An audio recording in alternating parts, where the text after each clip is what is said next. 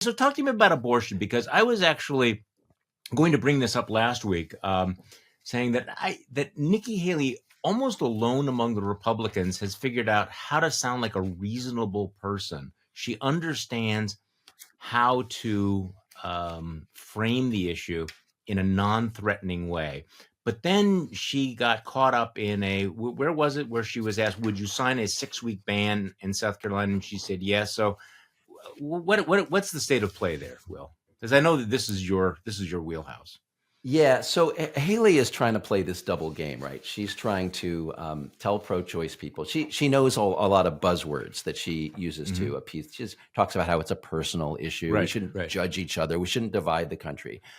And her big message to pro-choice people is, look, no pro-life president, none of us, especially me, I can't ban abortion because we don't have 60 senators who would do that, right? So even though whatever my personal views are on the issue, what I'd like to do, I'm not a threat. So all you pro-choice people can vote for me. But then she goes to these conservative Christian audiences and she tells them what they want to hear. And so Bob Vander Plaats, who's the sort of guru, the head of the Family Leader Forum in Iowa, says to her, he had 3 candidates on Friday, DeSantis, Haley, and Ramaswamy. He says, I'm going to ask each of you the toughest question I hear from my people, from the right, from the Christian right. And the question for Haley is, a lot of my people say you sound pro-choice. Yeah. Because they're watching the debate. They're watching what you and I are watching, and they see her saying this stuff. And she wants to reassure the Christian right. So she tells them, he says, would you sign a heartbeat bill? That's a ban on abortion at 5 to 6 weeks, like before a lot of women know they're pregnant. And she says, yes, without a hesitation, she says, yes, she would do it because she's talking to that crowd. So this is obviously my complaint about Haley. She says different things to different people, or she emphasizes different things. And it's dishonest. The larger question is, if you're faced with a choice between a conventionally dishonest politician like Nikki Haley, but who supports funding Ukraine, who supports, the rule of law in a lot of ways. Chris Christie would say no. Would you rather have that than a DeSantis? And my answer is yes, compared to DeSantis. Oh no, I think that's a really easy choice. I'm struck by your saying, that she's dishonest there. That a politician who says one thing to one group and something else to somebody else's group. That just strikes me as politics. Okay, maybe I've just factored in the dishonesty. I mean, there was a story over the weekend that Joe Biden is sending completely different letters to pro-Palestinian supporters than to pro-Israel supporters. So one letter emphasizes the support for Israel. The other letter, very, very differently, stresses a different point. Is that dishonest, or is that like, well, come on, this has been going on for a long time here? Okay.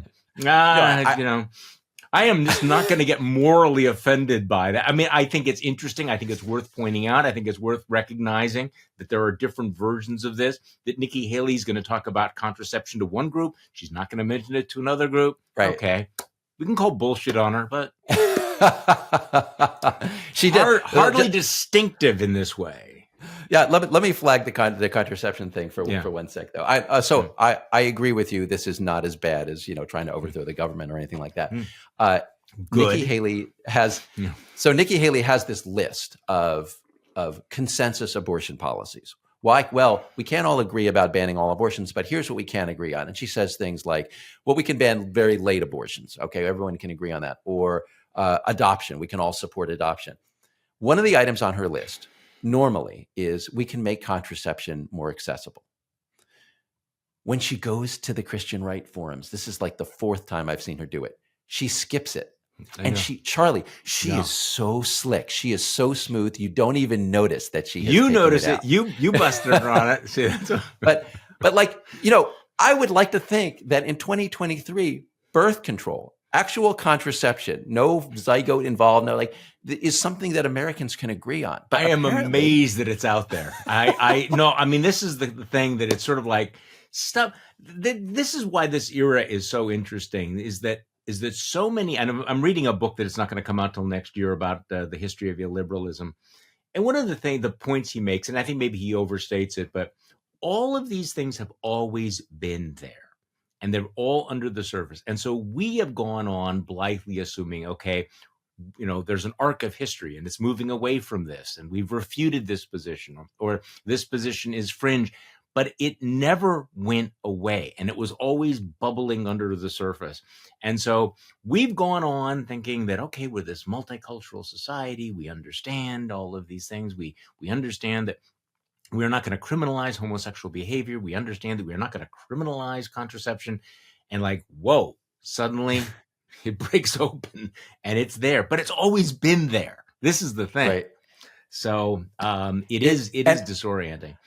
The thing that really pisses me off about the contraception thing in particular is that if you want to reduce the number of abortions in the world, the number one thing that will help you do that is contraception. That is by far the number one thing. So all of these pro-lifers who are resistant to contraception or making contraception more accessible, yeah, but you're undermining your own cause, and you say that this is murder. They're literally saving lives. Please follow through and support birth control.